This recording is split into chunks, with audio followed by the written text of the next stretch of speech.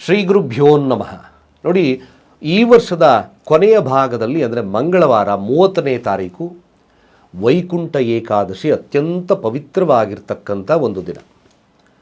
ಯಾರ ಜಾತಕದಲ್ಲಿ ಕುಜದೋಷವಿದೆಯೋ, ಕುಜ ದಶಾಭುಕ್ತಿಗಳಲ್ಲೇ ನಡೀತಾ ಇದೆಯೋ, ಮದುವೆಗೆ ವಿಳಂಬವಾಗಿದೆಯೋ, ಶತ್ರುಬಾಧೆ ಇದೆಯೋ, ಇವರು ಈ ದಿನ ನಿರ್ಮಲವಾಗಿ ಉಪವಾಸಗಳನ್ನು ಆಚರಣೆಯನ್ನು ಮಾಡಿ ವಿಷ್ಣುವಿನ ಧ್ಯಾನ, ಹಾಗೆ ತೊಗರಿಬೇಳೆ ದಾನ, ಇದು ಬಹಳ ಮುಖ್ಯವಾಗಿ, ಹಾಗೆ ಕೆಂಪು ವಸ್ತ್ರದಾನ, ಯಾರು ಸರಿಯಾಗಿ ಇದನ್ನು ಶ್ರದ್ಧಾಭಕ್ತಿಗಳಿಂದ ಮಾಡ್ತಾರೋ ಇನ್ನು ಜೀವನದಲ್ಲೇ ಕುಜದೋಷ ಅಂತಹ ಸಮಸ್ಯೆಗಳು ದೂರ ಆಗುತ್ತೆ. ಅದರಲ್ಲೂ ವೈಕುಂಠ ಏಕಾದಶಿ ಇರೋದ್ರಿಂದ ಸ್ವರ್ಗದ ಬಾಗಿಲು ತೆಗೆಯುತ್ತೆ.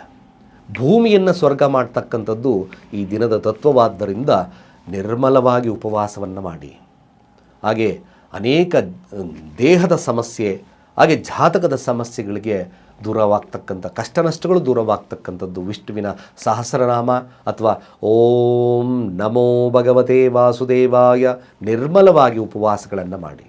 ಖಂಡಿತವಾಗಿ ಇದು ಏಕೈಕ ದಿನ.